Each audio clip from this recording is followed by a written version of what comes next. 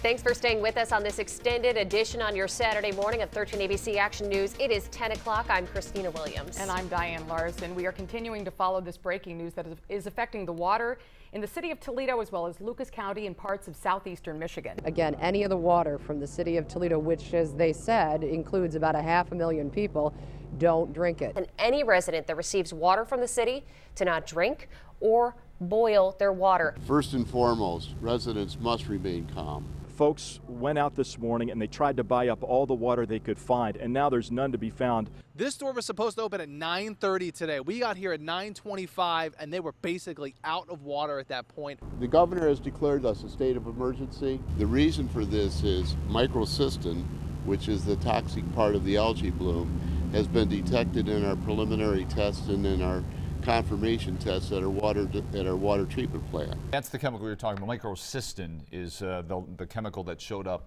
2 times higher than it should be. But I do want to take you over to our graphic system. This is what it looks like from space right now. You can see Lake Erie, courtesy here of NOAA, providing this satellite image. A lot of the lake blue, but then once you head closer to where Toledo is, right on the mouth of the Maumee, so I'm drawing that in here, you can see how the color changes. More of that really neon color green beginning to show up versus the dark blues across the area, and that is some of that algae that we're concerned about. That is the major threat as of now, ingesting the water. If it's higher doses can cause some nerve injury, which can result in tingling in your hands and some neurologic damage. It can affect the liver. And here are some of the things to look for: diarrhea and nausea, abnormal liver function and dizziness, and headaches. Even the city says at-home filters will not cut it at this point. We are making already at this point contingency arrangements to bring in more drinking water if need be. People are coming up to us asking, how can McDonald's be open when they don't really have a way to wash their hands? Well, they actually do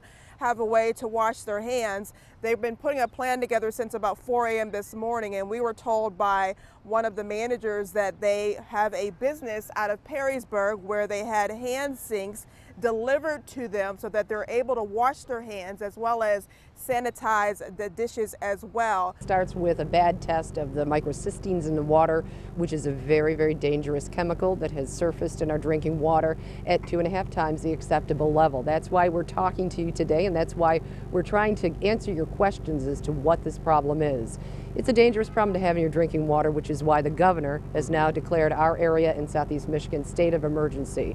We need to pull in our state resources to deal with this issue. And interestingly enough, as we walk through this throughout the hours of this day, we are seeing how crucial our water supply is.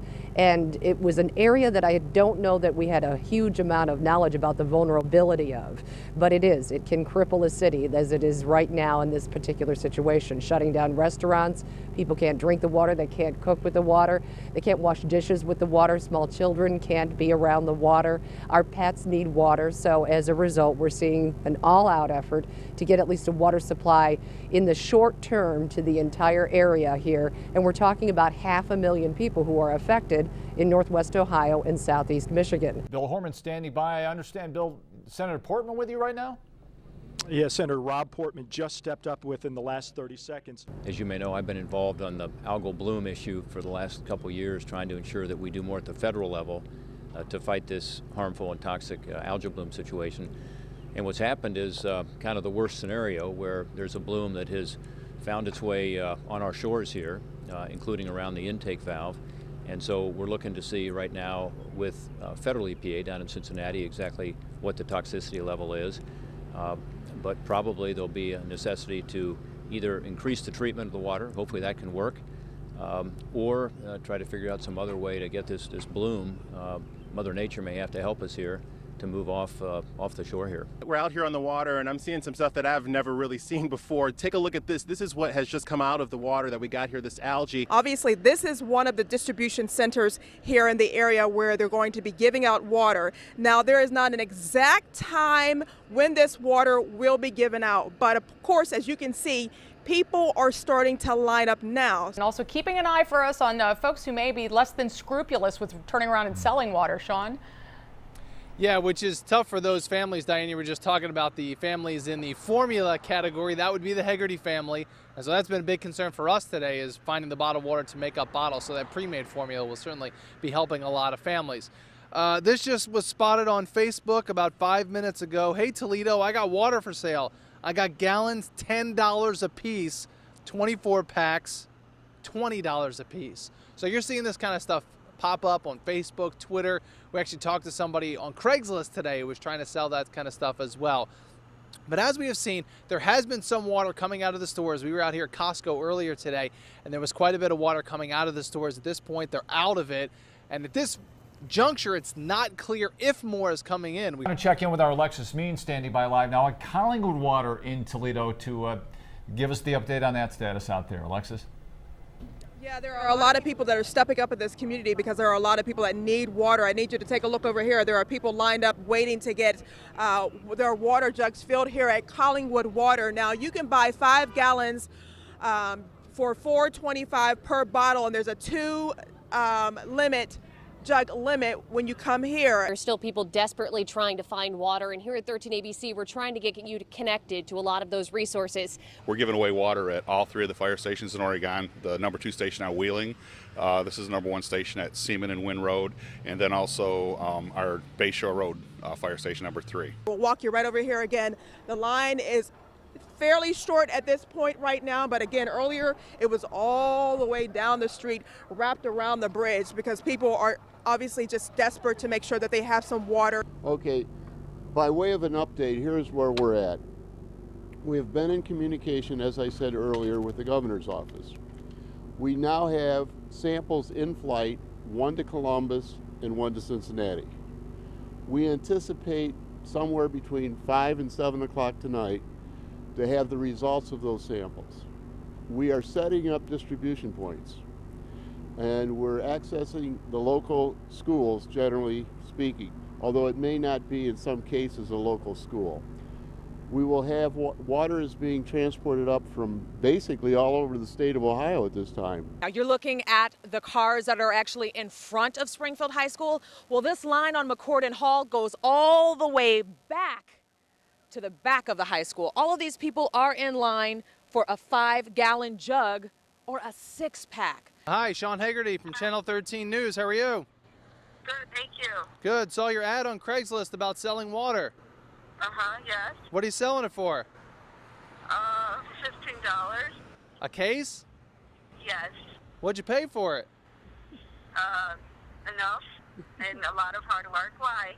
I just wondering. Are you interested in buying some? Just wondering if that might be price gouging. We were just handed this. We just got an update from the city of Toledo and Lucas County. Okay, so I'm going to give you some times. This is for the water distribution. We've been waiting for this, and it's more specific as to where you can go to get water and when. First of all, if you have water, don't go to the sites. A lot of people might get a little panicky and try to get extra water, but if you have it, then let people go who don't have access to it. One of those distribution sites expecting to get that water by 5 o'clock. Our Senna Ora is there. Senna? You're absolutely right. 5 o'clock, that's when the city hopes to begin distributing water here at White High School. Now, many have been waiting in line since noon because those times keep on shifting. We have tests that are going down to Columbus, and we have tests that are going to Cincinnati, Ohio. You know, they take daily testing of this water, and I guess to put it in perspective, maybe it's like, you know, when you prick your finger for a blood sugar level. You know, that's a daily check of the water. This is, you know, going the full bore and getting a blood test and taking a look deeper. 3 different tests, taking a look, and 3 different tests have to agree with one another. In other words, we have to have the same result from all 3 before we declare the water is definitely unsafe to drink or that it is safe to drink. So again, that's going to take a little bit of evaluation at this point, and that's what they're doing. The mayor said in a news conference not too long ago that he hopes to have an answer within the next 5 to 7 hours based on the 2 new samples sent to EPA authorities in Columbus and Cincinnati. But again, very, very clear that we don't know when. We're going to know when this will end. Diane, we have learned that the first truck that arrived here, there was 5,040 gallons of these bottles inside that truck. They have given most of those away, and the city of Toledo has shipped in another 4 pallets of water to Central Catholic, which you can see over there. They're actually moving those pallets and water over to the sidewalks. Fortunately, with this kind of help and the numbers here, we can get these cars through pretty quickly. We've already downloaded about 7 trucks. I can't even keep track now of the number of pallets that we've unloaded, but cars are coming through at a pretty good steady stream. At this hour, it seems as though we have more questions than answers, and we're not sure what tomorrow will bring. Are you prepared to do this again tomorrow?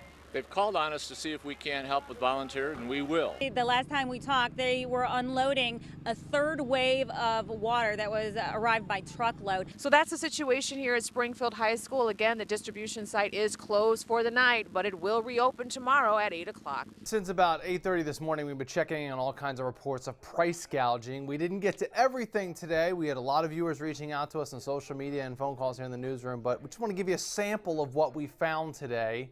Take a look at this. Across the street from the Westgate Shopping Center, we saw some people selling water for $20 a case. This guy eventually saw us and decided to get out of the $20 of water case business.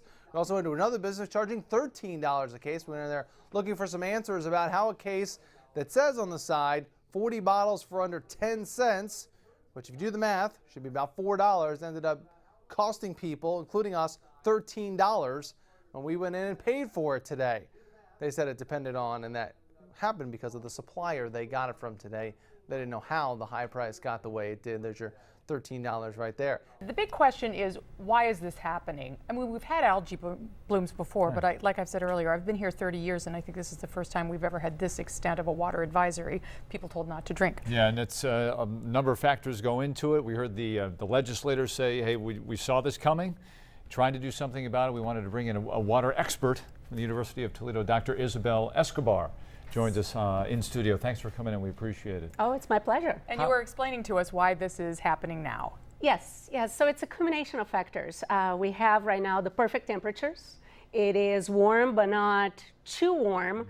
And we also haven't had a lot of rain, so the water is pretty still. When there's a lot of rain and thunderstorms, you have a lot of motion in the water, and so it prevents the algae from becoming buoyant and coming to the surface. And then with the low winds, they're also not moving, and we continue to have problems of the runoff from fertilizers, livestock, and what comes from the wastes of the livestock all go into such a shallow river.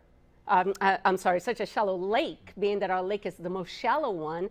So all of that gets together, and it's leading to this problem.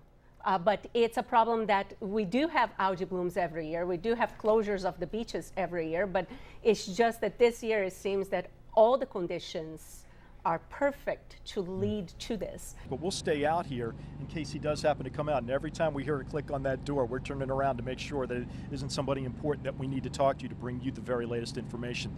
We're looking to see by mid-afternoon where we're at in terms of the broader picture, and that is how far out has this one into the system, and when can we start drawing back in. Retail outlets are restocking their supplies of bottled water. That's right. Sean Haggerty checking on that one particular location. Sean, what do you have for us? Yeah, we're checking in on the Walmart stores, and we were told that 2 trailers arrived today. They're not saying specifically at which locations that they went to, but 2 trailers came in and more are expected tomorrow. They're still trying to work out the specifics of what are coming in tomorrow, but Walmart is prepared to bring in even more water tomorrow. This comes on the heels of information we just got from Kroger that they have 24 total trucks coming to the area with about 1.25 million bottles of water. If it wouldn't be safe for my own children to consume, I wouldn't ask anybody else to take that same risk. What you need to know before you go to bed tonight and when you wake up tomorrow morning is that you need to check with us, because we'll be monitoring the situation overnight for you. Thanks for staying with us here on 13 ABC Action News. Good morning. We have team coverage this morning for you, getting you connected about what happens next, where we go from here with this water crisis. And 7:30 was sort of an important time that we've been talking about for the last hour or so. This was the time at which local city officials were going to be holding sort of a phone conference call with state officials, other folks, kind of that's sort of a check-in point. We have 13 ABC's Mackenzie Keyline live at the 911 center this morning. Have you heard anything about whether that meeting got underway as planned?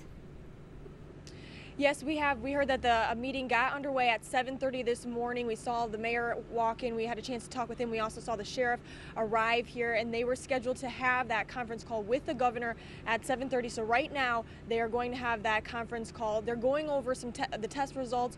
What is next for Toledo? What is next to do to prevent this from happening? Again, of course, when we talked to the mayor, he said that he was going to come out with those results, but he's also going to answer some of the concerns that residents have.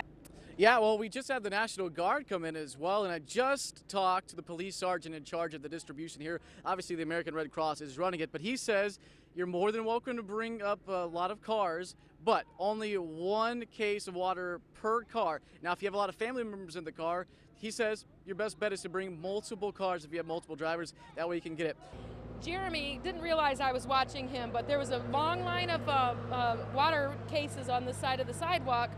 He literally walked almost to the corner because he saw a guy kind of walking toward him. He just grabbed a case and you walked it right toward the corner to give it to the gentleman, didn't you? Yes, I did. It's because it's about our community, and if I see someone who's probably going to have a harder time carrying the water, then I want to make it my duty to go and serve them. Our water is safe. 4 words that thousands have been waiting to hear as new testing shows the city of Toledo's tap water to be safe. It's been lifted. I'm happy. I'm so happy. Life slowly returns to normal, even as the effort begins to keep this from ever happening again. We need to get serious about how we're going to fix our operations. And to do that, it'll take an effort on the city, state, and federal level. But for now, all that matters is a sense of relief in a place we all call home. This community has risen to a public health challenge, has faced it, and has really combated it. Here's Suey in Toledo.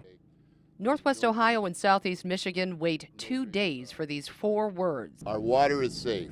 Toledo Mayor D. Michael Collins says the state of emergency is over.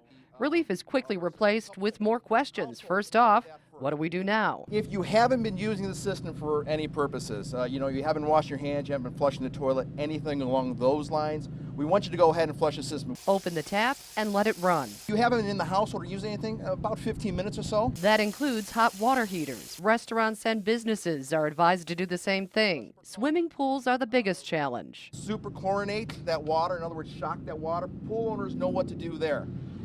The other concern could be that you might want to drain that pool too, depending how big it is, and refill if you still want to use it. But all moves come with a huge disclaimer. Don't do it all at once. Our plant is running about full capacity right now. We need to conserve and try to bring our plant back up slowly so we don't start blowing out water mains. There is no way to bring the water system back online slowly. We can't section off parts of our water system. We open it up, it's open. Now that the water is on, will it last? Is this problem going to return? The issue really is a chronic issue, and we're going to keep on having this until we address the situation and address what we have. That's what we have to do. This water's from Oregon. Water over here is from Murrow. Karen Downs says she's happy the water ban is over, but she's not ready to take a sip of water from her tap. I haven't drank it yet, but... Why not? I don't know. I'm a little afraid to drink it, but I probably will, I drank it all night the night before and then found out about the water thing. So we called the hospital first thing and said, no, what should we do? And they said, watch for symptoms, but we've had none. The water ban was lifted 3 days after high toxins of algae was found in the city's water system. Thousands of people raced to buy water, clearing the shelves at local stores. The city trucked in water. Families that couldn't afford water stood in line for hours. They were told that we can't drink the water or put it on our faces or take showers or anything. And how did you feel about that?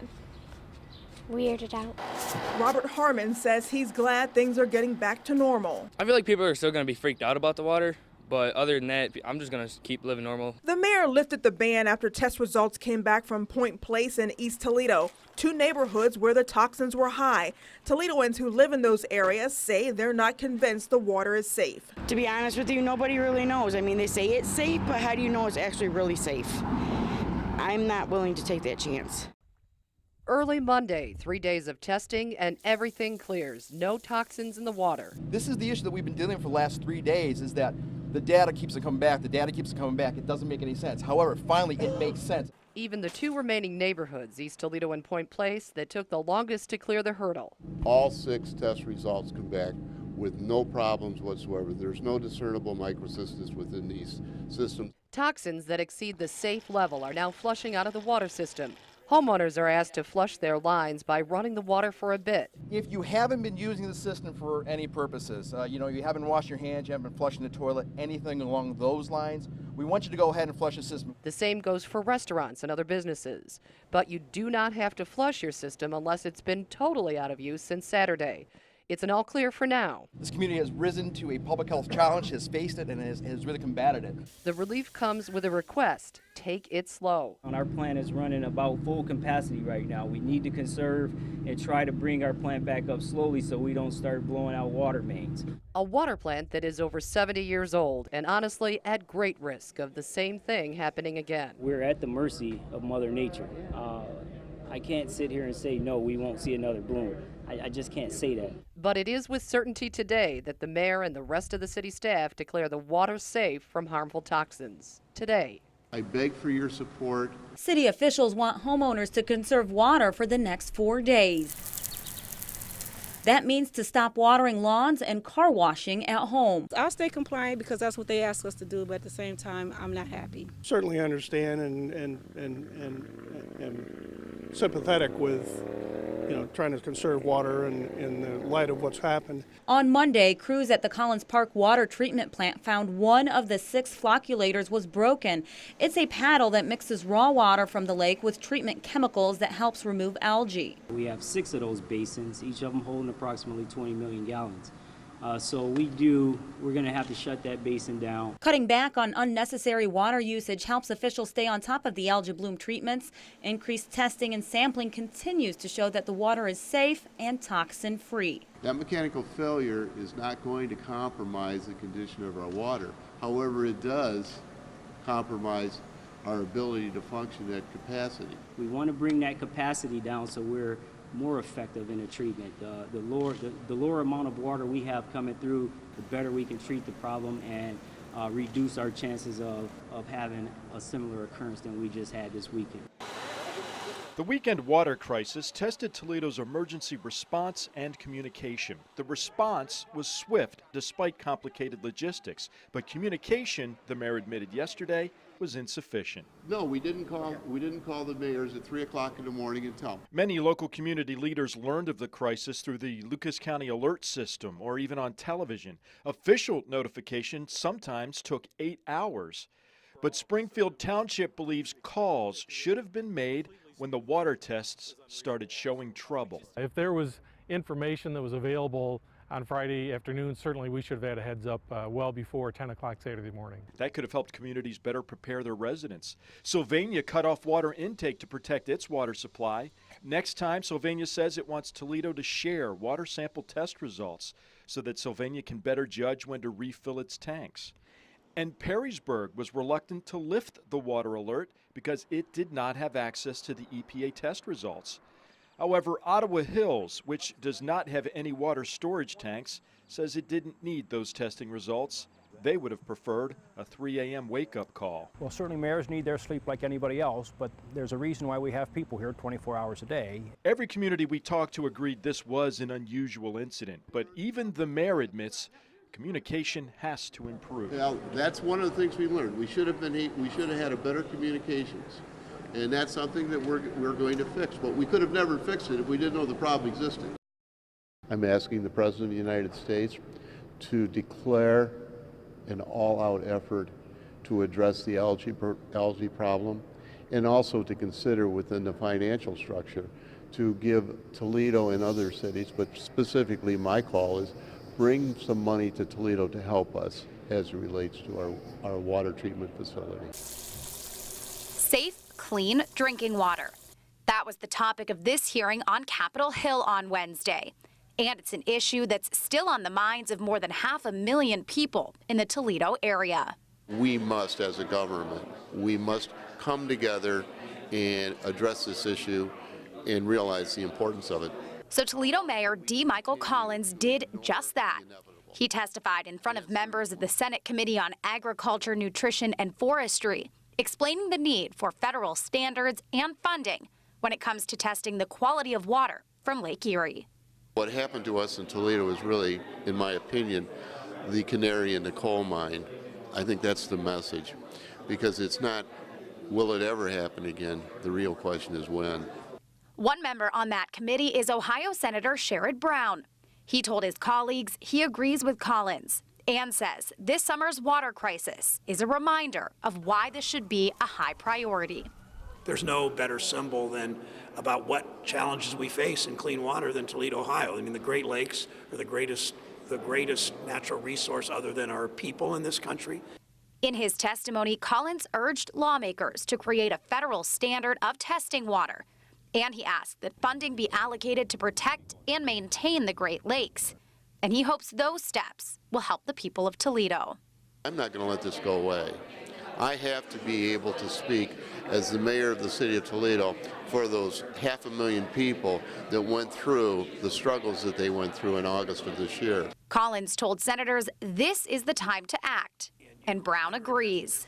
We're putting in our kids that their water will be more jeopardized, that their roads won't be as good, that their airports and their bridges and all of that, and their medical research. And we owe it to them to do better investment, and this is a really good place to start.